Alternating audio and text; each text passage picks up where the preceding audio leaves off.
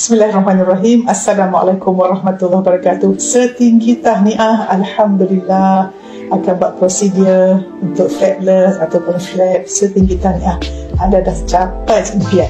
Baik, saya nak beri penerangan obat secara jelas. Pelembab mata yang tidak ada preservatif, kita boleh letak sebanyak mana kali pun, sebab apabila mula buat kita rasa kering mata, dan kering itu menyebabkan mata rasa blur. Dan cara ni ialah dia sebagai satu benda yang boleh pakai dalam satu hari.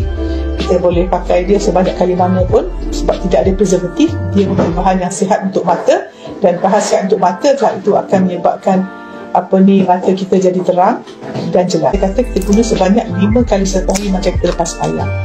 Ya, selepas minggu selalunya kita dah tak ada preservatif, mata kita akan lebih terang lagi, dan apabila kering mata kita pakai. Dan bagusnya setiap kali selepas kita pakai obat titis mata, kita keluar macam ni, kita gosok macam ni.